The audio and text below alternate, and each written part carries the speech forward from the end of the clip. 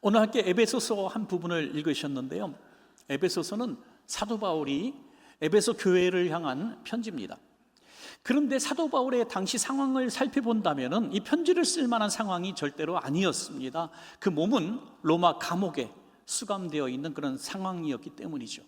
그럼에도 불구하고 감옥에 있는 이런 몸이 얼마나 다급했으면 우리 교회 성도들에게 이 당부의 편지를 썼겠습니까? 당시에 에베소 교회에는 큰 두 가지 문제가 있었습니다. 외부적으로는 이제 박해가 기본적으로 있었고요, 그 다음에 또 많은 우상 숭배자들이 들어오게 되었고, 거짓 복음을 전하는 자들이 또 교회 안에 들어와서 교회를 많이 혼란스럽게 하고 있었습니다. 그러한 가운데서 또 물질 만능주의가 또 팽배했고, 이 도시가 굉장히 잘 사는 도시였기 때문에 물질을 복받은 사람이 기준으로 삼는 이런 사람도 있었습니다. 이런 상황 가운데서 교회는 또 갈등이 일어나기 시작합니다. 특별히 두 계층의 갈등이 일어났는데, 당시의 교회를 보면은 유대교에서 개종한, 그리스도교로 개종한 유대인들과 또 여러 이방인들이 그리스도교로 개종한 이방인들이 있었습니다.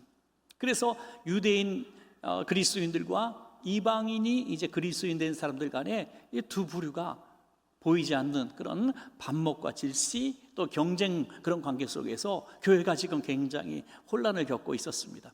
그때 사도 바울이 이 다급한 마음에 에베소서를 써서 보냈는데요, 전체를 잘 살펴보면 결국 한마디 말씀을 하고 있습니다. 오늘 이 시대에도 교회들마다 다 문제가 있습니다. 박해받는 지역의 교회들은 물론 많이 있습니다만, 우리 대한민국의 교회는 그래도 외부의 박해는 좀 적겠죠. 하지만 문화적인 시선들, 또 정치적인 시선들, 여러 가지 주변 사람들의 또 반목들, 이런 것 있을 수 있습니다. 그리고 교회 안에도 이런 물질을 숭배하는 사상들과 우상 숭배하는 사상들이 있을 수 있고요, 또 교회 안에 갈등 없고 문제 없는 교회가 어디 있습니까, 여러분? 문제 없는 교회 보신 분 제발 좀 저에게 말씀해 주십시오. 제가 그 교회 성도로 다음날 등록할 테니까 좀 말씀해 주십시오. 문제 없는 교회는 이 땅에 없습니다. 그러니까 문제가 늘 있어요. 가난한 자와 또 부자의 갈등, 배운 사람과 못 배운 사람의 갈등, 또 여러 가지 상황에서 그냥 비슷한 사람인데도 또 갈등이 일어나요. 여러분, 그건 당연한 거 아니겠어요? 어떻게 성도들이 이렇게 모였는데 내 마음과 똑같겠습니까? 우리 갈등이 일어날 수밖에 없는 것이 지극히 당연합니다. 그때 사도 바울이 그때 에베소 교회를 향해서 이 문제를 해결할 수 있는 말씀을 주셨는데, 그 말씀이 오늘 이 시간에도 동일하게 적용된다는 거죠. 가장 중요한 키가 되는 말씀이 뭐냐면 바로 그리스도의 몸이다라는 거죠. 그리스도의 몸. 예수 그리스도는 교회의 머리가 되시고, 이 몸은 교회인데 바로 부르심을 받은 성도들이 교회다. 우리 부르심 받은 성도들이 예수님의 몸이다라고 말씀하십니다. 이것을 깨닫고 그 말씀대로 살아가면 외부적인 문제나 내부적인 이런 갈등들이 다 해결될 수 있다고 말씀하고 있습니다. 그래서 오늘 그렇다면 이 그리스도의 몸으로서 우리가 어떻게 살아가야 하는가, 구체적으로 주신 사도 바울의 메시지를 통해서 오늘 저와 여러분이 내게 주신 말씀으로 받고 아름다운 성도의 생활, 아름다운 원천교회를 이뤄갈 수 있기를 주님의 이름으로 소원합니다. 첫 번째로 그리스도께 받은 직분에 충성해야 합니다. 여러분, 세 가지를 말씀드릴 때 하나하나 한번 메모를 하시면서 나는 과연 사도 바울의 메시지에 합당한 삶을 살고 있는가 점검하는 것도 매우 유익하겠습니다.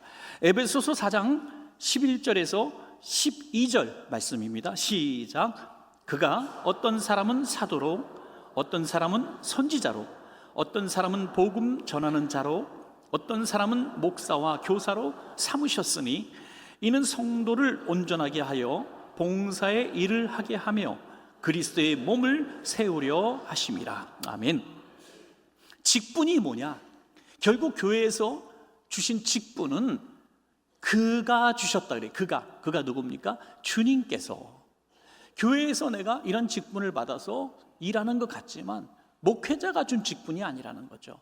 누가 준 직분이 아니라 주님께서 이 직분을 주셨다고 분명히 말씀하고 있습니다. 그 이유는 주님의 몸을 위하여, 주님의 몸된 교회와 성도들을 위해서 거기에 합당한 은사대로 직분을 주셨다 말씀하고 있습니다. 특별히 오늘 읽으신 부분 사도행전에도 많이 이제 인용되고 있습니다만은 여기에 사도, 복음 전하는 자, 선지자, 목사, 교사, 가르치는 사람들에 대해서 쭉 나와 있어요. 그 직분자들이 해야 되는 가장 중요한 일이 무엇인가 말씀하고 있다. 저 같은 사람, 목사나 구역장님들, 또 교사 선생님들에게 주시는 그 사명이 뭐냐 이거죠. 그 사명이요, 성도를 온전하게 말씀으로 잘 양육해서 결국에는 어디로 갑니까? 주님의 몸된 교회를 잘 섬겨서 이 교회가 그리스도의 분량까지 차고 넘치도록 교회를 잘 아름답게 가꾸는 것, 이것이 바로 복음 전하는 자의 사명이다. 목회자의 사명이 뭐냐? 바로 성도님들을 온전하게 하고 일 잘하도록 주님의 성전을 위해서, 교회를 위해서 잘 직분을 감당할 수 있도록 돕는 일이다 하는 거죠. 그러니까 여러분, 이렇게 어떤 직분을 교육자나 누구에게 받았을 때 이거는 목회자에게 주신 당연한 의무구나 라고 생각하셔야죠. 이게 목사님이 이렇게 또는 구역장님이, 기관장님이 부탁을 할 때 그분 보고 하려고 하지 마시기 바랍니다. 그분 얼굴 때문에 하려고 하지 마시기 바랍니다. 하나님께서 그를 통해서 내게 이 직분을 주셨다는 것을 꼭 잊지 마시기 바랍니다. 그것이 바로 직분이다 하는 거죠. 할 수만 있다면 거절하지 마시고 직분을 감당하시기 바랍니다. 교회도 물론 이런 재직의 직분도 있지만은 많은 직분이 있잖아요. 우리 찬양대에도 하나의 귀한 직분이 있죠. 또 안내, 헌금, 봉사, 중보기도, 전도대, 또 교회 주방봉사, 눈에 안 보이는 많은 봉사가 직분으로 있습니다. 그런데 이 모든 일들을 우리가 감당함에 있어서 누가 시켜서, 또는 내가 아니면은 또 이게 빵꾸가 나기 때문에 소위 말해서 내가 그 자리를 메꾼다, 그런 생각으로 해서는 안 돼요. 제가 쭉 보니까요, 아무리 작은 교회든 큰 교회든 하나님의 일은 반드시 누군가를 통해서든지 이루어집니다, 여러분. 그러니까 쓰임 받는 것이 복입니다, 여러분. 중요한 것은 우리에게 감당할 수 있는 시간, 직분을 또 받고 이 직분대로 일할 수 있는 시간이 그렇게 길지가 않다는 것이죠. 여러분 다 공감하실 거예요. 세월이 너무 빠르지 않습니까? 제가 이제 원천교회에서 담임으로 사역 처음 할 때만 해도 주방에 이렇게 가게 되면 권사님들이 많이 일하고 계셨어요. 거의 권사님들이시고 열심히 일하시는 분. 그리고 제가 눈 한번 감았다가 딱 뜨니까 한 분도 안 계시네. 그 많던 권사님들이 하나님 나라 가시고 너무 나이 들으셔서 80, 90대 다 되셨어요. 그리고 눈 딱 떠보니까 웬 젊은 집사님들이 꽉 차 있네요. 한 번만 눈 감았다 또 뜨면 어떻게 될까요? 그분들 싹 없어지고 또 다른 분들이 그 자리에 있을 겁니다. 어떤 집사님이 지금은 너무너무 바빠서 교회에서 주시는 직분을 내가 감당할 수 없으니 조금 제가 시간에 여유가 생길 때 곧 생길 테니까 그때 가면 내가 열심히 봉사할게요 라고 말씀하셨어요. 그리고 정말 믿고 기다렸는데 좀 지나서 시간이 좀 나고 시간에 여유가 생겨서 직분을 맡으려고 했더니 능력이 없더랍니다. 직분을 감당하려고 교사를 좀 하려고 해도 우리 꼬마들 떡볶이 사줄 돈도 없고요, 또 건강하지도 않아서 뭘 할 수가 없다는 거죠. 여러분, 직분은 지금 할 수 있기 때문에 지금 주신 것이지 나중에 평생 짊어지는 것이 그 직분이 아닌 것입니다. 최근에 어떤 목사님과 제가 얘기를 나누다가 참 감동을 받았어요. 바로 몇 주 전 얘기인데요, 이 목사님이 최근 경험을 우리 목사님들 한 7, 8명 모였을 때 간증을 했습니다. 몸에 갑자기 어떤 큰 종기 같은 게 생기시더래요. 그래서 너무 심상치 않은 종기라서 너무 무서워가지고 병원에 갔더니, 이 동네에 이제 그래도 큰 병원 갔는데 그 병원 의사 선생님이 보자마자 이거는 예사로운 게 아닙니다. 이건 제가 볼 때 틀림없이 암입니다. 암. 그러면서 이거 당장 수술 날짜 잡아서 이 뿌리까지 싹 제거해야 됩니다. 두려운 얘기를 들었어요. 또 의사 선생님한테 그렇게 들으니까 너무나 겁이 났죠. 집에 와서 이거 큰일이다, 어떡하지? 하나님이 막 원망스럽기까지 해요. 왜요? 사모님이 지금 췌장암 투병 중에 있거든요.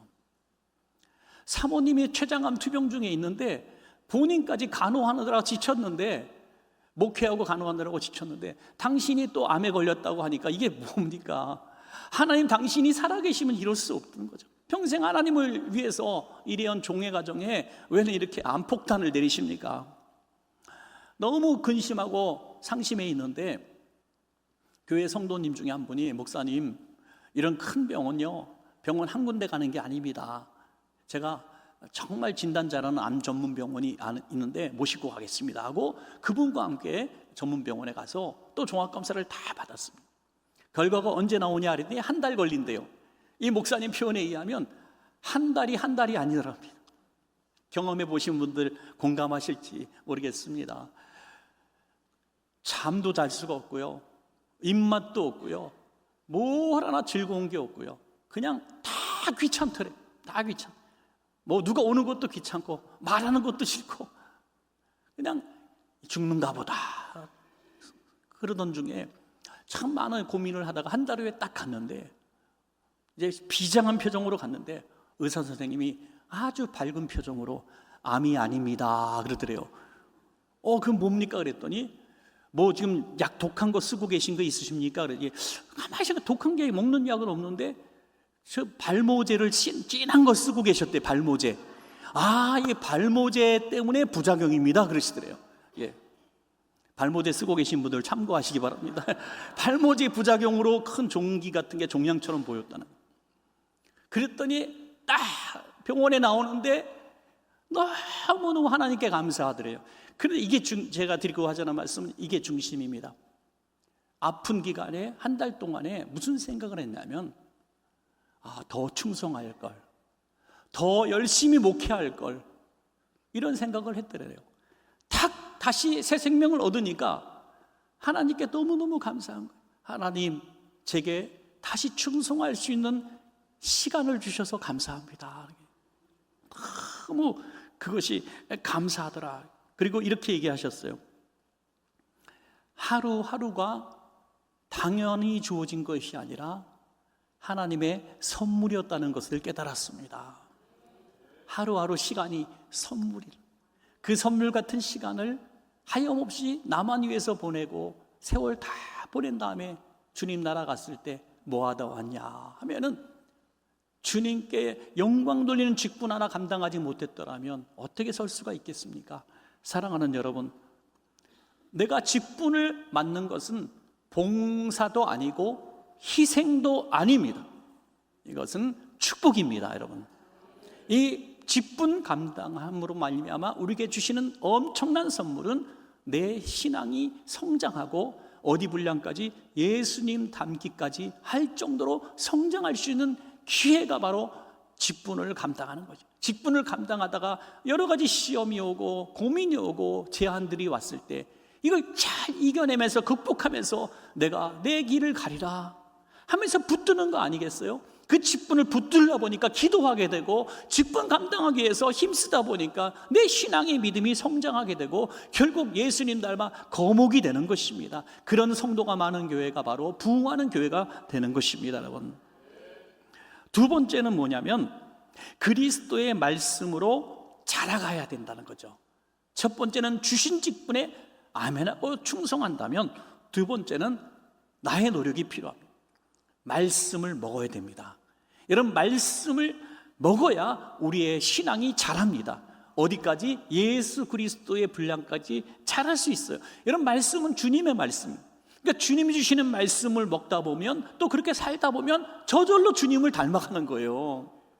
여러분, 그 가정교육이 중요하다 그러잖아요. 어떤 가정에서 막 어떤 걸 주입을 하면 자녀는 그렇게 만들어지는 거잖아요.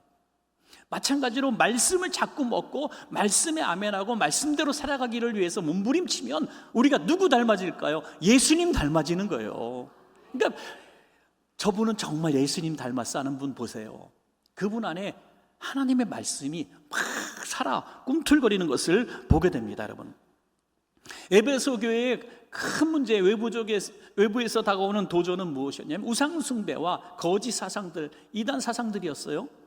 이런 것들을 극복하고 또 이 문제에 대항할 수 있는 가장 강력한 예방이고 또 방패 같은 게 뭘까요? 바로 말씀으로 훈련받는 거예요. 말씀을 잘 교육받고 말씀을 먹고 말씀대로 살아가면 이단이 들어올래야 들어올 수가 없는 거예요. 저는 그래서 우리 교회 괜히 또 교만한 건지 모르겠지만 우리 교회 성도님들은 이 말씀에 많이 기초가 되어 있는 분들이 너무너무 많아요. 그래서 그 많은 이단들이 왔다 갔다 할 때도 우리 교회는 들어오질 못했습니다. 할렐루야. 들어왔다가 몇 마디 하면 우리 교회 성도님한테 딱 걸려요. 그 성경 어디에 나와 있는 얘기예요? 그러면 딱 다음 주에 안 나와. 여러분 그렇습니다. 덮어놓고 아멘하면 그냥 불로불로 하다가 어느 날 이단이 들어오면 꼼짝없이 당합니다. 말씀으로 잘 단단하게 무장되어 있어야 이단이 들어왔을 때 분별할 수가 있을 줄로 믿습니다, 여러분. 오늘 본문에 보면 사악한 속임수, 간사한 유혹, 온갖 교훈의 풍조들, 교회를 넘어뜨리고 성도들을 약탈해 가려는 악한 영들이 들어옵니다.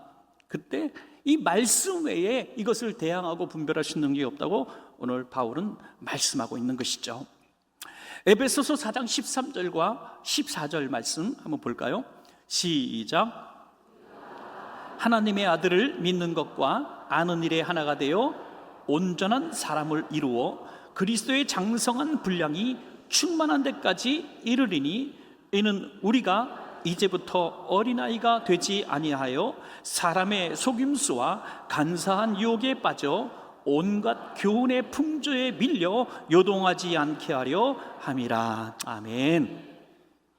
사도들과 선지자들의 말씀 전파 위에 기초가 되어서 그것이 기초가 되어서 교회가 세워졌다고 성경은 말씀하고 있어요. 물론 이 에베소 교회도 사도 바울이 3년 동안이나 열심히 말씀을 가르쳐서 그 기초 위에 교회가 세워졌기 때문에 교인들이 말씀의 기초가 잘 돼 있는 편이었습니다. 그럼에도 불구하고 이 각종 속임수 간사한 유혹들이 밀고 들어왔다는 것이죠. 여러분 여기서 굉장히 중요한 어떤 요지가 있습니다. 그것은 사도들의 또 선지자들의 말씀을 듣고 그 말씀에 은혜 받은 사람들이 기초가 돼서 교회를 세웠다고 하지만 그 교회를 바울의 교회, 베드로의 교회, 사도의 교회라고 말하지 않습니다. 오늘 이 시대 21세기 이 시대에도 어느 교회는 어느 목사님 교회, 어느 목사님 교회, 어느 목사님 교회 그렇게 얘기하지 않습니다. 우리는 그 브랜드처럼 어느 목사님이 그 교회에 어떤 유명 인사가 되어 있을 수는 있습니다. 그러나 그분의 교회는 아닙니다. 그분이 전한 예수님의 교회, 그분이 전한 복음이 기초가 된 교회가 진짜 교회인 줄로 믿으시기 바랍니다. 그 사람은 바뀌어도 복음은 영원한 것입니다. 어떤 한 목회자에 의해서 교회가 금방 쓰고 어떤 한 목회자가 의해서 교회가 금방 쇠망한다면 이거는 진정한 교회라고 할 수가 없습니다. 성도들이 강한 말씀으로 무장되었고 하나님의 말씀으로 잘 훈련받은 교회들이 가득하면 어떤 목사가 와도 전하는 것은 그리스도니 그 교회가 견고하게 설 수밖에 없는 것입니다. 우리 교회는 그런 견고한 교회가 되기 원한다면 말씀을 배워야 돼요. 교회 안에 있는 많은 말씀 프로그램들이 있지 않습니까? 성경 통독 프로그램도 있고 바이블 아카데미에서는 또 구역예배에서 1:1 사역을 통해서 많은 성경을 접할 이유가 있습니다. 신앙생활 오래 한다고 잘하지 않습니다. 말씀을 먹어야 잘합니다, 여러분. 저는 세상에서 제일 믿지 못하는 말이 하나가 있습니다. 목사님, 저는 물만 먹어도 살이 찝니다. 그 말은 저는 절대로 안 믿습니다. 물만 먹고 살찌는 사람이 어디 있습니까? 뭘 뒤에서 먹으니까 살찌. 물론 체질적으로 좀 잘 찌는 분은 있을 수 있어요. 그런데 저도 그랬어요. 저도 착각을 해요. 저도 하루에 뭐 한 끼, 두 끼 먹는 날도 많은데 왜 자꾸 살이 찔까 했더니 밤에 간식을 많이 먹어서 살이 찌더라고요. 어쩔 수 없어요. 먹는 게 살입니다, 여러분. 무슨 말입니까? 하나님의 말씀을 먹지 않고 어떻게 우리 영이 자랍니까? 하나님의 말씀을 먹지 않고 어떻게 우리가 예수님 닮아갑니까? 신앙생활 30년 했다고 하는 집사님인데 요한복음을 못 찾아. 제가 저기 뭐 에베소서나 갈라디아서 못 찾는다면 좀 이해가 가요. 그렇다고 해서 요한복음을 창세기 다음에 덜치면 어떡합니까? 안 계시니까 제가 하는 말이에요, 여기. 여러분, 말씀을 좀 사랑하십시오. 말씀을 좀 가까이 하십시오. 그래야 여러분들이 잘하고 그 잘함으로 인하여 우리 교회도 아름다운 성장이 있을 줄로 믿습니다. 여러분, 한번 제가 진단해 볼 테니까요, 내가 말씀을 먹고 자라지 못한 어린아이인지 아니면 말씀을 그래도 내가 잘 먹고 이만큼 컸구나 하는 그런 기쁨이 있는지 한번 진단해 볼게요. 어린아이 같은 신앙, 말씀을 먹고 자라지 못한 신앙, 첫 번째는요, 감정 변화가 심합니다. 어떤 성도님 한번 생각해 보세요. 그분 보면 어느 날 해피, 하나님 감사해요, 아름다운 자연을 주신 하나님 감사해요, 우리 원천교회 너무너무 좋아요. 다음 주에 안 나와. 가보니까 원천교회가 너무 싫어졌대. 교회가 너무 싫대. 하나님이 어디 계시냐. 아니, 한 주 사이에 이렇게 변할 수 있어요? 이게 감정적 변화가 심한 건 말씀이 기초가 되지 못해서 그래요. 또 믿음이 상황 따라 너무 달라져요. 어떤 날 하나님이 뭐 잘되게 하셔서 하나님이 하셨대요. 막 하나님께 하나님이 이런 복을 주셨대요. 근데 그게 홀라당 날아갔어? 다음 날 하나님이 어디 계시냐, 하나님이 왜 나만 미워하냐. 상황 따라. 또 어떤 경우는 분별력이 없어. 이게 하나님의 말씀인지 사람의 말인지 분별이 안 돼요. 분별이 안 돼. 이리가 와서 유혹을 해도 넘어가요. 요즘에는 별로 없습니다만은 전에 좋은 기도원도 많고 또 동네 안에 있는 구급 기도원, 좋은 기도원도 많이 있습니다. 전체가 그런 건 아닌데요, 가끔 보면 이 동네에 막 밀고 들어와서 지하라든지 이런 데 기도원을 세우는 분들이 있어요. 특별하죠. 그래서 교인들이 기도가 갈급하면 가서 은혜 받기도 하고 하는 것까지 좋아요. 그런데 이상한 데가 있더라니까요. 우리 교회 성도님들이 실제로 경험한 곳입니다. 저한테 와서 이실직고 하고 거기는 이상한 것 같아서 안 가기로 했다고, 아무개 다 안 가기로 했다고.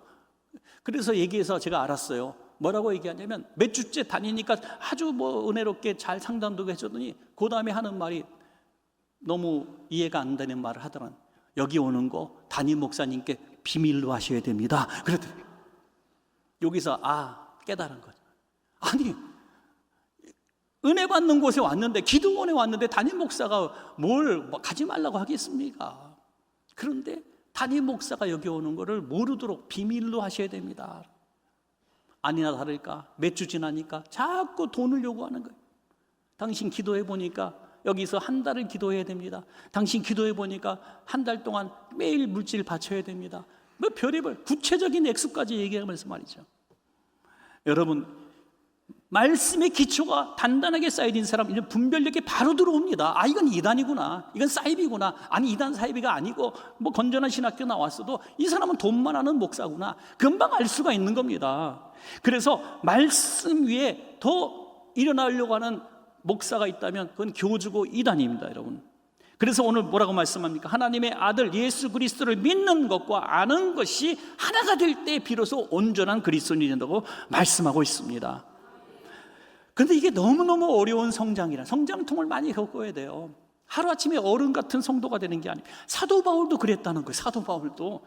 자, 고린도전서 13장 11절 말씀 한번 읽어보겠습니다. 시작.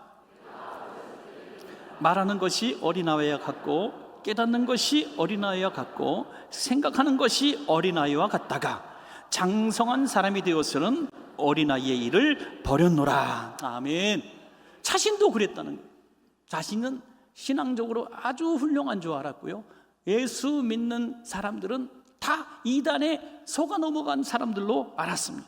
그래서 하나님의 영광을 위한다고 다메섹에 있는 그리스도인들을 잡아서 가두기 위해서 올라가고 있었습니다. 근데 그가 부활하신 예수님을 만나니까 진짜 신비로운 비밀이 깨달아지게 된 것이죠. 그때 이제 비로소 장성한 사람이 되다 보니까 자기가 배웠던 신학 지식이라든지 경험이라든지 로마 신분이라든지 모든 재물이라든지 이런 것들이 배설물처럼 여겨졌다는 거예요. 배설물처럼. 아무것도 아니었다는 거죠. 이게 어른입니다. 여러분, 어린아이의 보물이 뭘까요? 어른의 보물과는 다른 겁니다.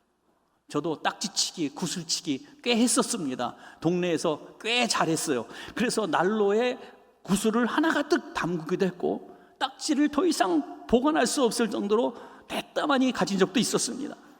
근데 그 조금 지나니까 세상에 그것 같은 쓰레기가 없어요. 여러분, 어른이 되니까 그게 아무것도 아니에요. 그런데 구슬 몇 개에 목숨 걸었어. 그때는 목숨 걸었어요. 싸우기도 하고 막 열정적으로 했어요. 세상 일이 그렇다는 거예요. 세상 지식이 그렇다는 거예요. 하나님을 아는 지식, 하나님의 말씀으로 무장되고 보니까 세상 지식도, 세상 모든 권세도, 세상 모든 재물도 어린아이의 거라는 거예요. 어린아이의 거. 전에도 드린 말씀인데요, 우리 성도님들이 서로 얘기할 때, 집사님은 어떻게 30년 전이나 20년 전이나 10년 전이나 하나도 안 변했어, 이 말을 기쁘게 들으면 안 됩니다. 여러분, 외모라면 드라큘라고 요괴 인간이고 귀신입니다. 여러분, 어떻게 안 변할 수 있습니다.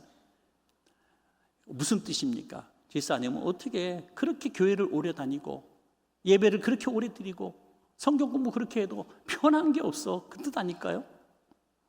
이런 말을 들으면 얼마나 좋을까요? 집사님은 10년 전 만났는데 만날수록 어떻게 더 귀하신 분이에요. 만날수록 더 집사님은 예수님 닮아가요. 집사님 어떻게 이렇게 날마다 신앙이 성장해요?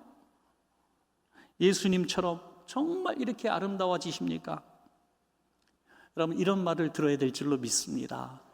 우리 연습해 볼까요? 우리 좌우편에 있는 성도님에게, 성도님은 예수님 닮으셨어요 라고 한번 인사하시겠습니다. 예. 듣기에 거시기 하십니까? 성도님은 예수님 닮으셨어요. 얼마나 듣기 좋은 얘기입니까? 신앙생활을 오래 하면 어떻게 되는 것이 당연하냐면 점점 예수님을 닮아가는 게 정상입니다. 30년 전에 예수님 믿은 사람은 20년 전이 더 예수님께 가까우고 10년 전에는 더 예수님 닮아가고 지금은 더 예수님 닮아가는 것이 정상입니다. 이게 점점 어른이 돼가고 점점 자라가서 그리스도의 분량까지 이르는 데까지 가는 것이 지극히 정상인 줄로 믿습니다. 여러분, 그래서 이제는 어른 같은 성도 되시기를 축복합니다. 마지막 세 번째는 그리스도의 사랑으로 하나 되라는 것이죠. 그들에게 있는 많은 문제가 있었습니다. 특별히 내부적인 갈등을 얘기하고 있는 거죠. 유대 교회에서 개종한 유대인 그리스도인들, 이방인 그리스도인들이 서로 버리지 못하고 계속 다투고 있었습니다.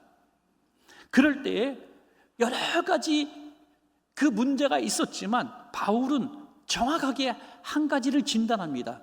너희가 서로 다투는 이유는 분명히 있을 텐데, 또 당연한 뭔가 주장할 만한 것들, 잘못한 것들이 서로 있을 텐데 그거 다 들을 필요가 없다는 거예요. 왜 이렇게 되었는가? 한마디로 얘기합니다. 너희 안에 있는 그리스도를 향한 사랑이 식어졌기 때문이다 하는 거예요. 여러분, 정확한 진단 아닙니까? 내가 주님을 너무 사랑하면요, 좀 나한테 상처 준 사람 용서해 줄 수 있습니다. 예수님은 날 위해서 십자가의 고난을 당하셨는데 내가 이 정도 말 하나 못 견딜까? 어떤 집사님이 뭘 한마디 상처 주는 얘기를 한 번 했다고 다른 집사님한테 이런 얘기 하더래요. 죽을 때까지 못 잊어. 죽을 때까지. 그래서 그 집사님, 내일 죽여 주시옵소서. 죽을 때까지 못 잊는다니까. 예. 내 눈에 흙이 들어가기 전에 이런 말 하지 마세요. 다음 날 들어갈 수가 있는 거죠.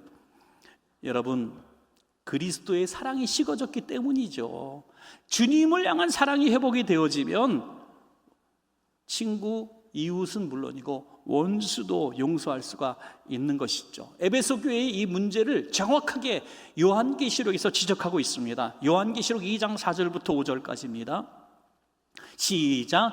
그러나 너를 책망할 것이 있나니 너의 처음 사랑을 버렸느니라. 그러므로 어디서 떨어졌는지를 생각하고 회개하여 처음 행위를 가지라. 만일 그리하지 아니하고 회개하지 아니하면 내가 네게 가서 내 촛대를 그 자리에서 옮기리라. 여러분, 이거 무서운 말씀이죠. 그리고 너무 명쾌한 말씀. 촛대를 옮긴다는 게 뭐예요? 교회의 역할 끝났다는 거예요. 간판 있고 건물 있고 교인들이 조금 있는 것 같은데 교회가 아니라는 거예요. 주님이 떠난 교회, 주님이 버리신 교회가 된다는 거예요. 그런데 웬만한 말씀에는 그런 말씀이 안 나와요. 어떨 때 주님이 촛대를 옮긴다고요? 사랑을 잃어버린 교회예요. 주님을 향한 사랑을 잃어버리고 서로를 사랑을 잃어버리고 원수가 되어 있는 그런 교회. 저도 노회장이 돼서 이제 여러 교회를 이제 사고 난 교회들을 수습하고 하는 일을 했습니다. 한 서너 교회가 그런 교회가 있었는데 제가 이쪽 편 만나봅니다. 성도들 만나보고 또 이쪽 편 만나봅니다 하면 이쪽 편 만났을 때 세상에 이렇게 교회 사랑하는 사람들이 없어요. 막 울어요. 목사님 우리 교회 살려주세요. 우리 교회 너무 힘들어요. 살려주세요. 이분들 진짜 교회 사랑하는구나. 이분 말 들을까? 하고 이쪽 편 만났더니요 이분들도 울더라니까요. 주님 우리 교회를 위해서 우리가 얼마나 지금 기도하고 아십니까? 우리 교인들이 지금 금식하고 기도하고 있어요. 그런데 결코 하나가 되지 못합니다. 저는 이렇게 생각합니다. 그 양편 주님 사랑하는 마음이 정말 옳은 사랑인지 저는 의심이 가는 거예요. 정말 주님을 사랑한다면 형제자매를 미워할 수가 없는 거예요. 여러분 첫사랑을 회복하라고 말씀하시잖아요. 우린 다 그 사랑을 경험했어요. 여러분 다 한 번쯤 경험하지 않았어요? 내가 예수님 처음 믿고 교회 처음 나왔을 때 너무 발걸음이 구름 위를 걷는 것 같고 주일이 너무 기다려져 가지고 맨날 주일이면 좋겠다 막 그런 생각도 하고 또 교회 가서 뭐 성도들 만나서 교제하는 것이 그렇게 행복할 수가 없어요. 이렇게 즐거움이 있었을까? 찬양 드리고 말씀 듣고 기도하면 나도 모르게 눈물이 줄줄 흘러. 나 우는 사람이 아닌데 왜 눈물이 이렇게 나지? 막 감정적으로도 막 뜨겁고 해도 막 새로운 세상 같고 이랬던 적이 있었지 않습니까? 그런데 지금은 어떤 성도가 그런 얘기하면 좀 지나면 다 잊어, 다 변해, 나처럼 돼, 나도 그랬어, 이런 얘기나 하고 있죠. 여러분 이것이 교회의 다툼과 미움의 시작이라는 거예요. 첫사랑을 회복해야 합니다. 주님 사랑을 회복하시기 바랍니다.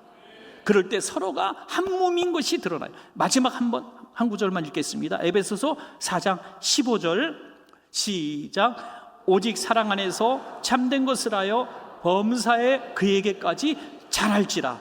그는 머리니 곧 그리스도라. 그에게서 온몸이 각 마디를 통하여 도움을 받음으로 연결되고 결합되어 각 지체의 분량대로 역사하여 그 몸을 자라게 하여 사랑 안에서 스스로 세우느니라. 아멘. 서로 돕고 연결되어 있다는 거예요.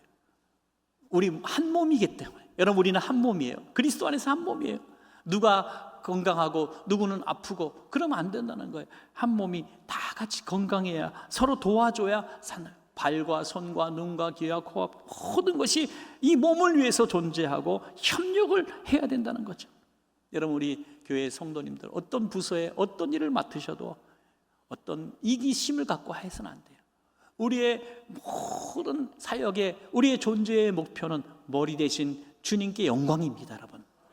그러므로 서로 마음도 안 맞고 출신도 안 맞고 서로 대화도 잘 안 돼도 주님의 영광을 위한 일에는 서로 협력해야 합니다. 서로 도와줘야 한다는 그런 말씀이. 그럴 때 그리스도의 사랑으로 우리가 하나가 되고 우리도 신앙도 성장하고 교회도 점점 주님 닮은 교회로 성장하게 될 줄로 믿습니다. 결론적으로 세 가지 말씀을 하고 있어요. 주신 직분에 충성하고, 말씀으로 내 영혼이 날마다 자라가고, 사랑으로 서로 하나가 되는 그런 성도와 교회가 그리스도의 몸이 되는 교회가 되고 그리스도의 분량까지 성장하는 교회가 될 줄로 믿습니다, 여러분.